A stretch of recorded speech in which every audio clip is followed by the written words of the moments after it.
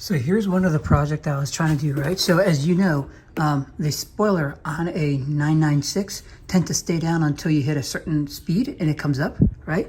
I thought, what if I try to force it to stay up all the way, right?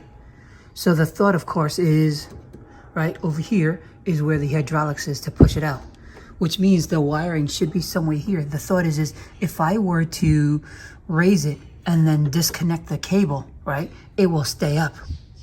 Then I thought, well, that's going to destroy the wire, and that's probably not the best approach, right?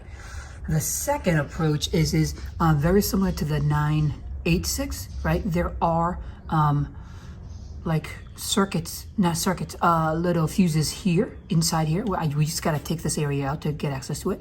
That raise the hydraulics and lower the hydraulics at a certain speed. We can actually unplug that to keep it, to keep it from coming down. The only dilemma that I can foresee is if I were to do that, it will get the aesthetics that I want. The gotcha is a lot of people mention that, it will destroy your hydraulics over time.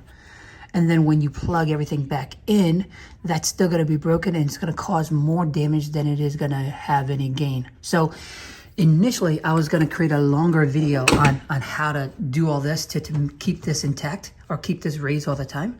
But since then, with all the research that I've done, I've decided I'm not going to do that. I'm just going to keep everything as is. So for those who have been looking to do stuff like that,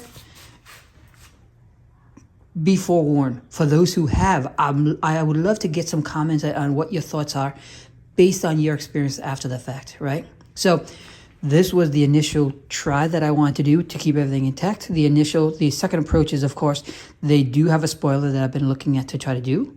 The other scenario is to replace the whole entire deck lid with a ducktail or something else. So I was just testing my theory out, and I was going through the logistics of everything. So I've decided not to. This is just to share to you all, so that way if you are looking to do the same, have similar thoughts as well.